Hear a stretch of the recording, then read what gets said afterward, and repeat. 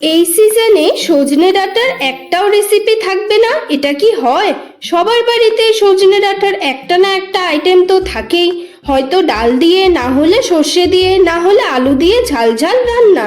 তাই আজ আপনাদের জন্য নিয়ে এসেছি সজনে ডাঁটার একটা সহজ আর খুবই টেস্টি রেসিপি, যেটা খুব সহজে বাড়িতে বানিয়ে নিতে পারবেন। তাহলে চলুন শুরু করা যাক। প্রথমে আমি কড়াইটা ভালো করে গরম করে তাতে তেল দিয়ে দেব। তেল গরম হয়ে গেলে শুকনো লঙ্কা ফোড়ন দেব, তারপর সর্ষে ফোড়ন দেব। শস্যগুলো কি সুন্দর করে তেলে ফুটবে। তারপর আমি কেটে রাখা আলুগুলো দিয়ে দেব।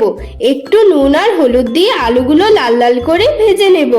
আলুগুলো লাল লাল করে ভাজা হলে খেতেও দারুণ লাগে আর রান্নার স্বাদটাও একেবারে বেড়ে যায়। সজনে ডাঁটার এই রেসিপিটা একবার বাড়িতে বানিয়ে দেখুন, গরম গরম ভাতের সাথে খেতে একদম দারুণ লাগে। এরপর এতে দিয়ে দেব কেটে রাখা সজনে ডাঁটা। সজনে ডাঁটাগুলো ভালো করে নেড়ে আলুর সঙ্গে মিশিয়ে নেব। তারপর একটু ভেজে নেব যাতে কাঁচা গন্ধটা চলে যায়। এরপর ঢেকে অল্প আঁচে কিছুক্ষণ রান্না করব, যাতে সজনে ডাঁটা নরম হয়ে যায় আর আলুর সঙ্গে ভালোভাবে মিশে যায়। মাঝে মাঝে নেড়ে দেব যাতে লেগে না যায়। যদি দরকার হয় একটু জল ছিটিয়ে দিতে পারেন, তাতে রান্নাটা আরো সুন্দর হবে। বলেছিলাম না এটা একটু অন্য রকমের রান্না, তাই এই সজনে ডাঁটার মধ্যে আমি ভেন্ডিও দেব। তো ভেন্ডিগুলো দিয়ে ভালো করে নেড়ে আলুর সঙ্গে মিশিয়ে নেব। তারপর একটু ভেজে নেব যাতে কাঁচা গন্ধটা চলে যায়। ঢেকে অল্প আঁচে কিছুক্ষণ রান্না করব যাতে ভেন্ডি নরম হয়ে যায় আর মশলার সঙ্গে দারুণভাবে মিশে যায়। এবার এতে আমি দেব নুন, হলুদ গুঁড়ো, জিরে গুঁড়ো আর ধনে গুঁড়ো। সব মশলা দিয়ে ভালো করে কষিয়ে নেব যাতে মশলার কাঁচা গন্ধটা একেবারে চলে যায়। ছোটবেলায় দুপুরবেলা মানেই ছিল রান্নাঘর থেকে ভেসে আসা মায়ের হাতের রান্নার গন্ধ। ভেন্ডি, আলু আর এই সজনে ডাঁটার ঝাল যখন কড়াইতে ধীরে ধীরে কষতো, আমি চুপচাপ দরজার পাশে দাঁড়িয়ে থাকতাম, কখন খেতে পাবো সেই অপেক্ষায়। চুলার আঁচ, কড়াইতে নেড়ে চলা মায়ের হাত আর সেই পরিচিত গন্ধ, সব মিলিয়ে যেন একটা আলাদা জগৎ তৈরি হতো। মা মাঝে মাঝে ঘুরে তাকিয়ে বলতো, এখনো সময় আছে, কিন্তু আমার কাছে সেই অপেক্ষাটা যেন শেষই হতে চাইতো না। এত সিম্পল একটা রান্না, তবুও তার মধ্যে ছিল অদ্ভুত একটা শান্তি, একটা ভালোবাসা, যেটা আজও কোথাও খুঁজে পাওয়া যায় না। আমাদের বাড়িতে সজনে ডাঁটা নিয়ে যেন প্রতিদিন ওই ছোটখাটো যুদ্ধ লেগে থাকতো।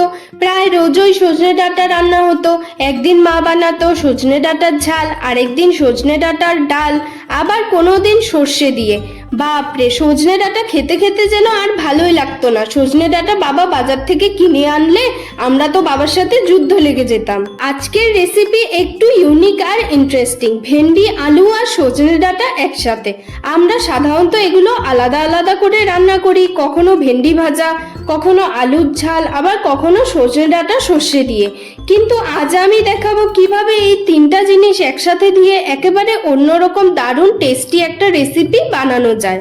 এই রান্নাটা একদম ঘরোয়া, খুব বেশি মশলার দরকার নেই, সাধারণ কিছু উপকরণ দিয়েই হয়ে যাবে, কিন্তু স্বাদে থাকবে একদম আলাদা একটা টুইস্ট, যেটা একবার খেলে বারবার বানাতে ইচ্ছে করবে।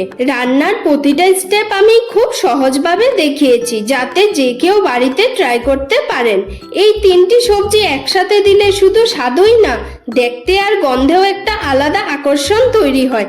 গরম ভাতের সঙ্গে এই ঝালটা একেবারে জমে যাবে। রেসিপিটা কেমন লাগলো সেটা অবশ্যই কমেন্ট করে জানাবেন। আপনাদের মতামত আমার কাছে ভীষণ গুরুত্বপূর্ণ। এই রেসিপিটা যদি আপনারা বাড়িতে ট্রাই করেন, তাহলে কেমন হলো সেটাও শেয়ার করবেন। আপনাদের অভিজ্ঞতা শুনতে আমার সত্যিই ভালো লাগে। আর যদি এই ভেন্ডি, আলু আর সজনে ডাঁটার কম্বিনেশনটা আপনাদের ভালো লাগে, তাহলে ভবিষ্যতে আরো এমন ইউনিক আর ঘরোয়া রেসিপি নিয়ে আসব। আজকের মতো এখানেই শেষ করছি। আশা করি ভেন্ডি, আলু আর সজনে ডাঁটার এই ইউনিক রেসিপিটা আপনাদের ভালো লেগেছে। ভিডিওটা ভালো লাগলে লাইক, শেয়ার আর চ্যানেলটা সাবস্ক্রাইব করতে ভুলবেন না। আপনাদের সাপোর্টই আমাকে নতুন নতুন রেসিপি নিয়ে আসতে অনুপ্রাণিত করে। পরের ভিডিওতে আবার দেখা হবে নতুন কিছু রেসিপি নিয়ে। ততক্ষণ পর্যন্ত ভালো থাকবেন, সুস্থ থাকবেন। ধন্যবাদ।